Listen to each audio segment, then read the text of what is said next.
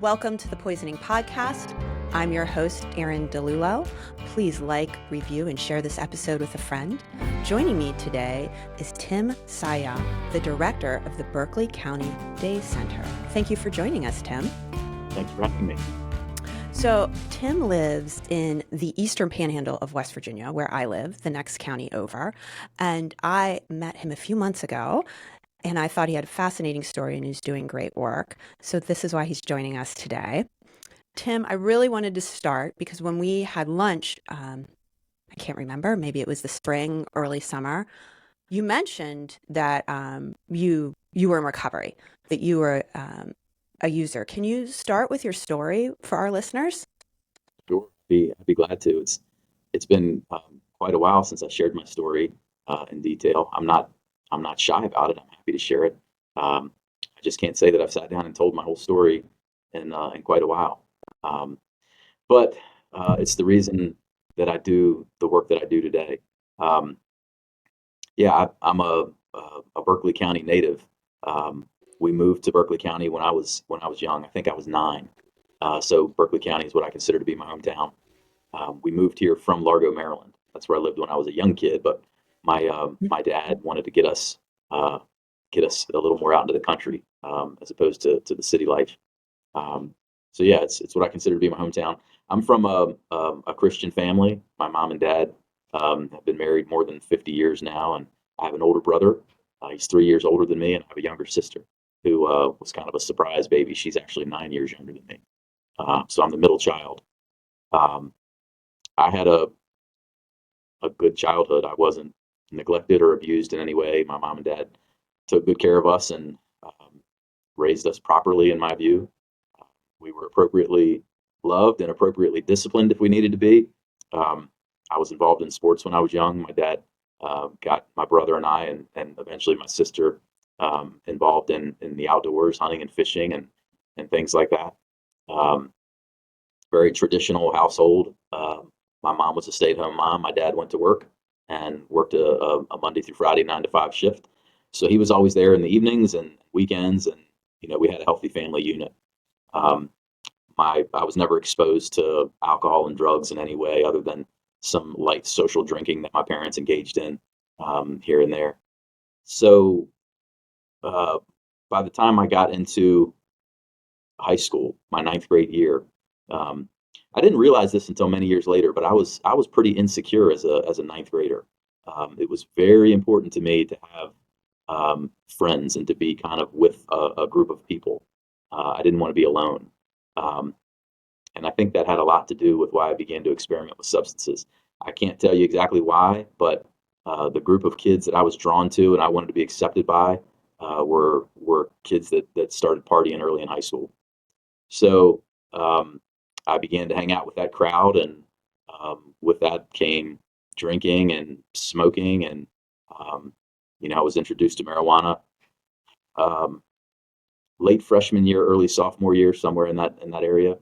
And so maybe midway through my senior year, and at this point I had already experimented with cocaine and acid and some drugs like that, time or two. But roughly midway through my senior year, I was at a party one night, and there was a group of people there that I really wasn't familiar with, but they brought along a drug that they referred to as fiend. And as a young 17-year-old kid, I thought, well, it must be like morphine, which is kind of like a painkiller. No big deal. So I used that drug for the first time, later to learn that it was heroin. And I absolutely loved the way that it made me feel. I loved it. So it might have been a month later, I was able to try it again, and then tried it again after that. And I'm going to say within 6 months from the time that I tried it for the very first time, I became a daily user. And I really did not realize what was happening as I went through that period of time. I graduated high school, got through the summer, and then started doing odd jobs at restaurants and such. And my drug use just continued to increase. When I realized it was a problem, it was because I couldn't get my hands on any of the drug, and I experienced withdrawal for the first time, and it was frightening.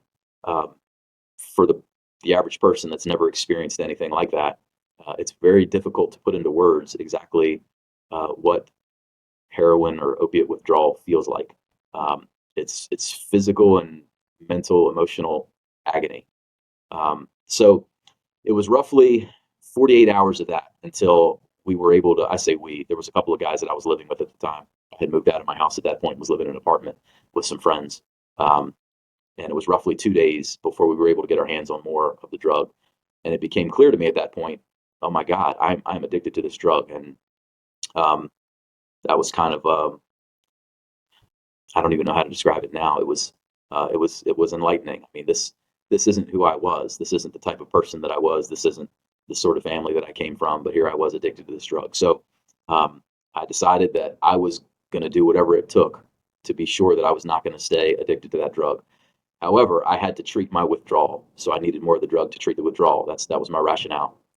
Um, well, like many other young addicts, it doesn't work that way. So I was able to get some more of the drug, and it made me feel a whole lot better. But of course, I wasn't able to get on the other side of it, so it just got worse. Um, Tim, what yeah. year was this approximately that you started using? So this was 1995. Okay. Yeah, So 95, before 96. the opioid epidemic started, Yeah, and heroin before fentanyl was put into heroin that we know of. well before fentanyl. Back in those days, it was morphine based heroin. Okay.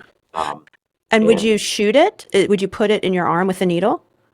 yeah, at this point that I was just talking about there, I had not Yeah. started injecting at that point. I was snorting it. Snorting it. Um, Okay. yeah, I kind of moved on to injecting it over the next year. Um, and back then, overdoses were not common. There were a couple of guys that I became aware of who overdosed from heroin use back then, but Hmm. they were the sort of addicts who, had been using for years and would use large quantities at one time. Um, and obviously that's not the case with fentanyl now. It doesn't take much at all. So overdoses were not common. They happened, they just weren't common. Hmm. Um, so my use continued. My tolerance increased. I began injecting at some point, and I kind of got to a place where I couldn't work. I couldn't hold down a job. Um, chasing the drug and doing everything that was required to maintain, um, you know, just daily function really revolved around the drug and obtaining it, and it was time consuming. So not being able to hold down a job, bills can't get paid. It wasn't long. That Right. apartment that we were in, we had to move out of, and I found myself really leaning on my parents and asking if I could come live with them. And by this Mm. point, they knew that something was wrong. They just didn't know the extent of it.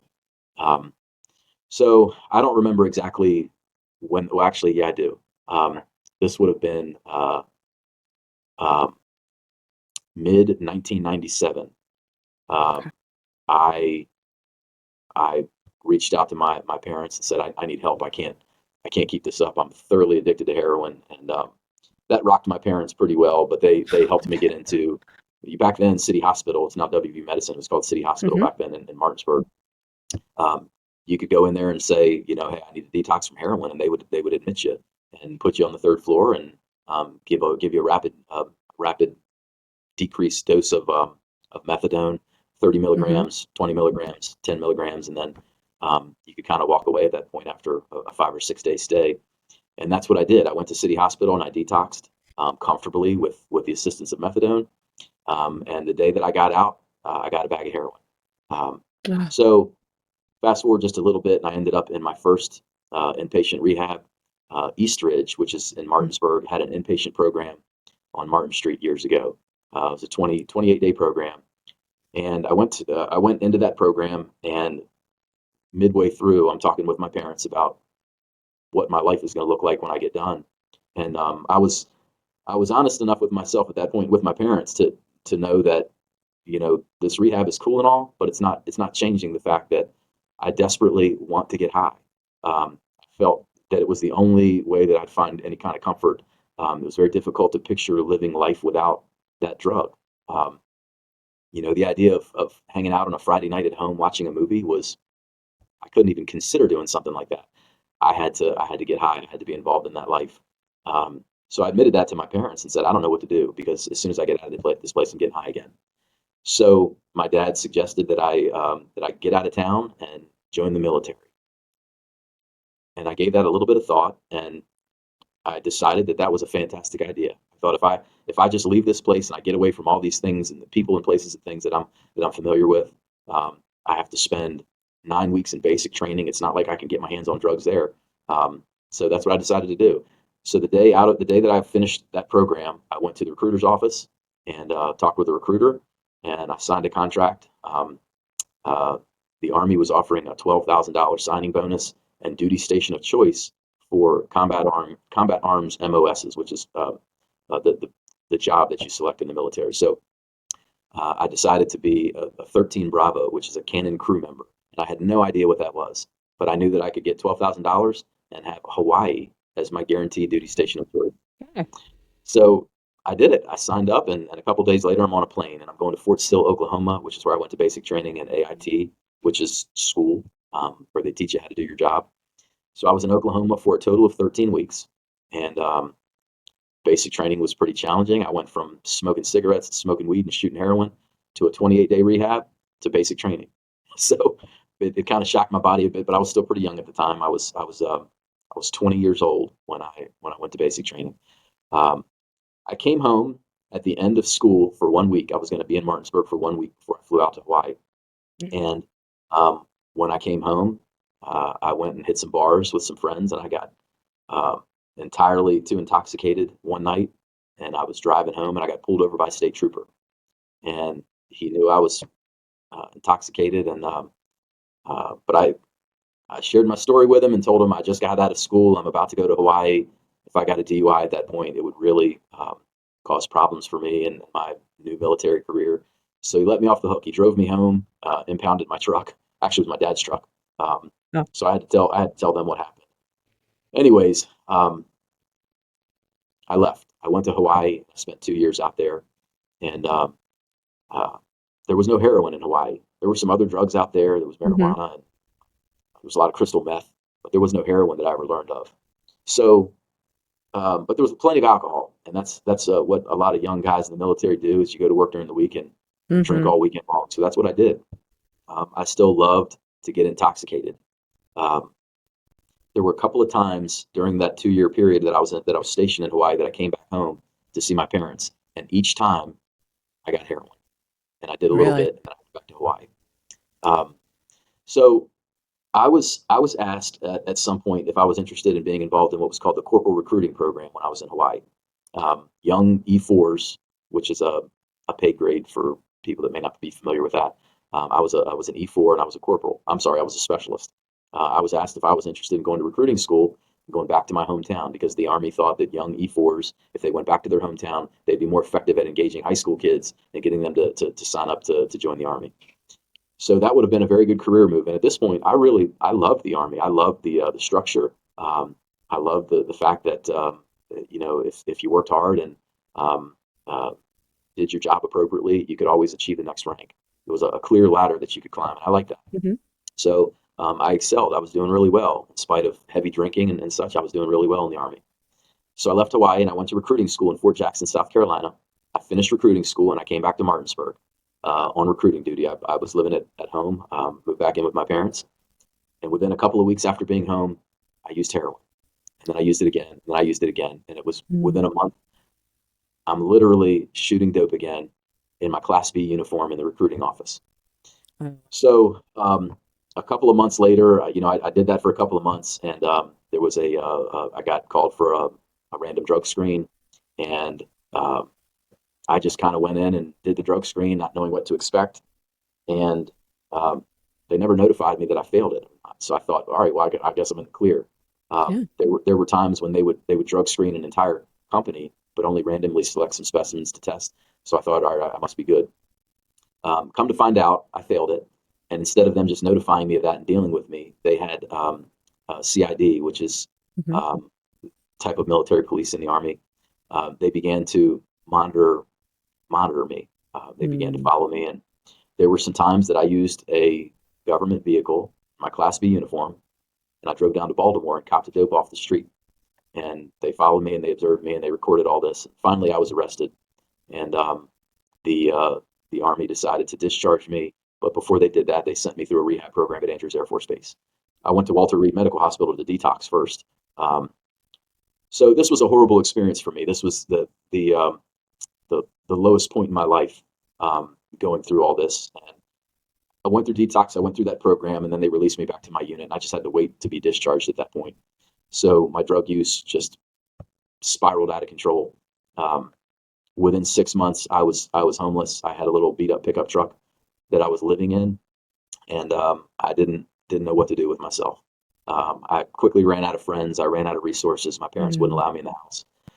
And there's a lot of things involved in this that I'm not sharing. I'd have to write a book to write all the details down. But I um, understand.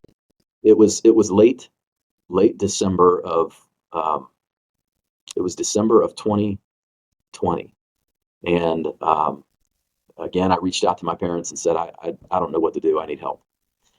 So they assisted with getting me into the same program that I had been in a few years ago, East Ridge there in Martinsburg. I Hmm. got into that program, and again I knew that this program is great and all, but it's not fixing me. I know that as soon as I have freedom, I'm going to get high because I have to get high. I can't live without this drug. Um, I had no, I couldn't picture living life without it. I didn't know who I was anymore. I was a mess. So my dad told me about a program that he became aware of through some friends called Teen Challenge. Teen Challenge is a faith-based, year-long substance abuse treatment program for men and for women. Um, and all I heard was Christian program year long, and I thought, oh my God, that sounds horrible. Um, but I was a guy who I've always believed in God. I've always was a part of my life growing up. We were involved in church, but it just never was anything real to me. It was just an idea. Um, However, I didn't really have any other options, and my dad more or less told me, if you want any support from me, you're going to go to Teen Challenge. If you do that, I will be here for you. If you don't, you're on your own, and I don't know what to tell you. So I reluctantly decided to go to Teen Challenge. That was January 9th, 2001. So that was my first day. Now, mind you, there was a little period of time that I got out of that rehab. I was at home and I got high a few more times. Okay. Um, so January 9th, 2001 was the first day that I did not use substances. I didn't even use nicotine. They didn't allow nicotine to be used in the program. So um, that's the day that I walked through the front doors of Teen Challenge. And immediately I realized that there was something different about that program. The way Teen Challenge is structured was you spend 4 months in an induction program. The one that I went through was in Harrisburg, Pennsylvania. It was a beautiful setting. It was a nice old house that sat on Front Street in Harrisburg, looking over the Susquehanna River. There were only 12 men in that house when the program was full, so there was a very small staff to student ratio. But I had to spend 4 months there, and then if I completed the 4 months, I would go to the training center, which is in Raresburg, Pennsylvania. There's about 250 men there. Um, so this was a very different program that I was used to. I was used to Hmm. the NA style, hi, my name's Tim and I'm an addict. And that just always felt very hopeless to me. Teen Challenge was a Bible based program, and the structure was entirely different. Day to day activities were entirely different. Um, Focus of treatment was entirely different. So over the first couple of months that I had in the program, my wow, I'm getting emotional. Oh, it's okay. I don't blame you. My my eyes were opened. Whew, Mm, this hasn't happened in a long time. My heart changed. Um, I mm. literally became a new person. It's One amazing. second. So I decided two things. Hmm. When I went into Teen Challenge, I didn't plan on staying. I just wanted to put a couple months in and appease my parents and leave.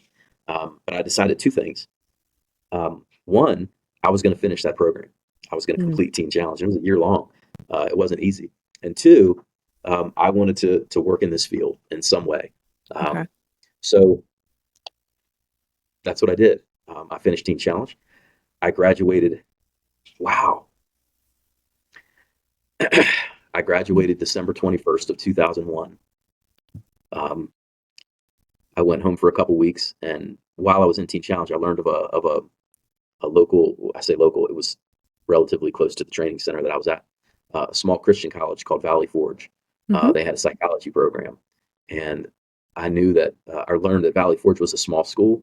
Um, it wasn't like a big party university, which is what I needed. I know you worked at several jobs along the way, but I want to jump to your current job at the Berkeley Day Report Center in West Virginia. What is a day report center? Yeah, day report centers are alternative sentencing programs for people who have gotten into legal trouble as a result of substance use. Okay. It's been determined that incarcerating that population is not only very expensive, but it's not effective. Um, it's been it's been learned that providing treatment options for that population is far more valuable for the community at large. It's much cheaper. It's better for the people. Um, you know, treatment options inside of the prison setting really are there's not there's not great treatment provided in the prison. Um, so providing those sorts of services out in the community and holding that population accountable, doing drug screening, and providing good evidence-based treatment.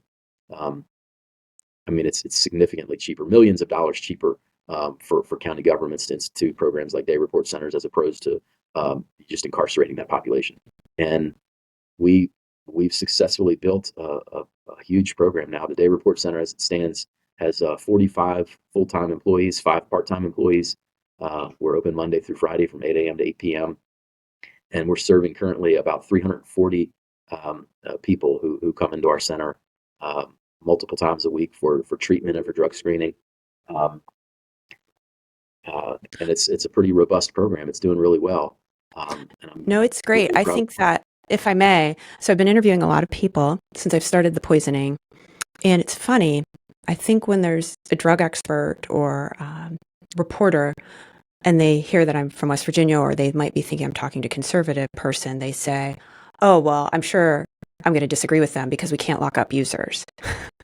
So living in the Eastern Panhandle, West Virginia is, a very conservative place. But this isn't a partisan issue. Have you seen a change in how we have been dealing with users? Yes. Oddly enough, Berkeley County, although most of the elected officials in Berkeley County are conservative Republican voters, they recognize the value of alternative sentencing for this population. Hmm. Um, yeah, this is not a partisan issue. Incarcerating 340 people for 1 year in Berkeley County, and the Berkeley County Commission is responsible for the jail bill. Incarcerating 340 people is something somewhere in the neighborhood of $7 million. Putting 340 people into treatment at a day report center while they're living in the community um, costs something like $3.5 million. So there's a huge cost savings, but not to mention the fact that all these people, if they were to be incarcerated, they're being removed from their families, they're being removed from their children, they're not Hmm. working, they're not paying taxes.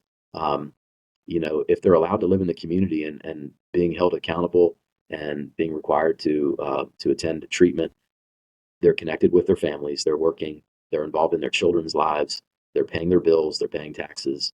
Um, the positive ripple effects just go on and on and on and on. So the elected officials in Berkeley County, the judges, the commission, the sheriff, um, they're very conservative people, but they're very supportive of alternative sentencing programs for this population. You really, to not be supportive means you're just ignoring the facts. Yeah. Exactly. And if you incarcerate people and there's still drugs in prisons, the drugs are everywhere, and we have to find solutions to save people and get them in recovery, because I don't think Yes. we're going to be able to eliminate them. Whether, it's from prisons or day-to-day life, they're going to be there. Yeah. It's been actually very surprising to me. It was very surprising to me early on in this role to learn that we frequently get people who are released from ERJ into our I don't want to say our custody, that's the wrong word, into our care. So from But the they come, local jail, the yes, regional jail. they're Thank you. they're released that day. They report to our facility to get enrolled, and um, they don't pass drug screens because they report they got high in jail. The drugs are readily available inside of the Eastern Regional Jail, and that's certainly a problem. In fact, I mean the average, because we're a community corrections program, if we were able to use the Eastern Regional Jail as a detox program, if there were one pod set up at the prison Hmm. over there as a detox program, it would be extraordinarily cheaper than putting them into any of the detox program. I mean, Medicaid is paying over $1,000 a day for people to stay in a detox program, I believe. We can put them into the Eastern Regional Jail for $53 a day if we were able to use one of those pods as a detox program. But it's filled with drugs, so we can't. Yeah. What a shame. What are you seeing with youth? Do you offer youth programs, Tim? Yes, so Berkeley County was designated as a HIDA region, which is high intensity drug traffic area. So the Washington Baltimore HIDA, we're part of their region, and we were designated in 2015, I believe. They did a study of Berkeley County, and they learned that Berkeley County had a higher overdose rate per capita than Baltimore City, and that was pretty alarming. So they designated Berkeley County as a HIDA, and which means we're eligible for HIDA funding. They get funding from the Office of National Drug Control Policy, and they distribute it primarily to law enforcement initiatives, but also to some treatment initiatives. So we've been getting HIDA funding since 2016, and about, I guess it's been more than 2 years ago now, the deputy director of treatment at the Washington Baltimore HIDA uh, just really recognized the need for and desired to start a juvenile program, and she asked if we would pilot it. So we absolutely were interested in doing that. There are really no services for the juvenile population in Berkeley County, or Mm. there weren't prior to the Catalyst program starting. And Catalyst is it's an acronym. It's a mouthful. It's okay. I'm not It's going an to acronym. remember. That's all we need to know Yeah, for the youth. yeah. That's So great. so the Catalyst program began a couple of years ago, and we have more than 50 kids who are receiving individual therapy on a weekly basis and meeting with our juvenile peer recovery coach. Um, the Catalyst program is for kids aged 12 to 17 who have been exposed to substances in some way. They're either in the home, their parents have been incarcerated, or they've begun experimenting with drugs themselves. Um, we receive referrals from primarily school counselors, but also the juvenile probation office. We get some referrals from the CPS workers. Uh, and when they're referred to us, we get them in here within a couple of days and we connect them with a therapist. Family therapy is a component of the Catalyst program for any parents that are willing to engage in treatment with their child, and that's been going really well. Um, That's if we great. want to, yeah, Oh no, I want, if I may, because we're going to be running out of time, and I know I don't want to take sure. a full hour from you. You do drug testing, correct? We do. We have 4 drug screening technicians on staff, 2 male, 2 female, and we do about 2,000 drug screens a month. Are you finding fentanyl in these screenings? Yeah, back in 2016, 17, 18, most of our participants were testing positive. Those that were actively using were tested Mhm. positive for oxycodone and morphine-based heroin. So they were just failing for opiates. We really don't see that anymore at all now. It's all fentanyl. It's all fentanyl. Wow. So Narcan, I have visited. Thank you for carrying Narcan.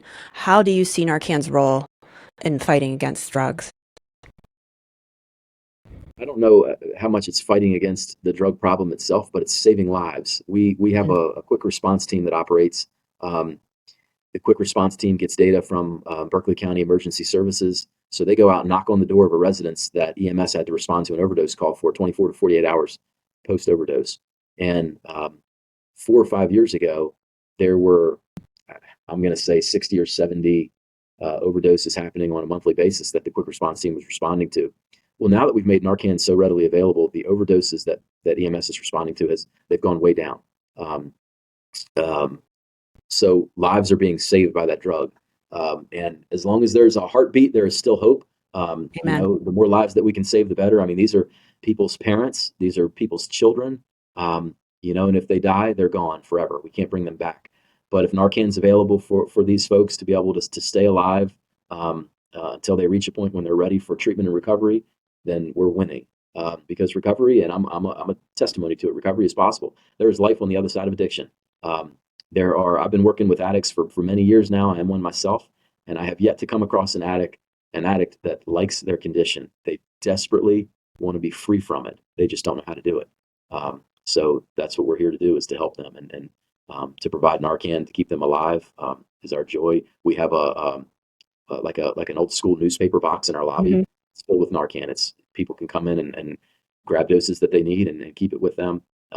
I keep doses in my cars. There's been 3 different times when I've come up on an overdose from someone in a vehicle out in the community. 3 different times. Um, So the more people that we can put Narcan into the hands of, the better. Agreed. Agreed. Well, do you have any parting words of advice before we wrap up, Tim?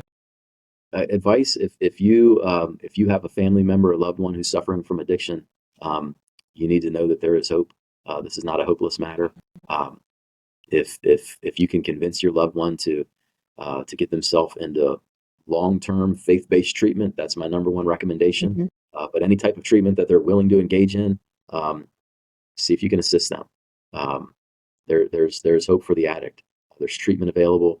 Um, if you don't know how to find it, call me. I'd be glad to help you. I don't care where you live. I'll be glad to help you in any way that I can.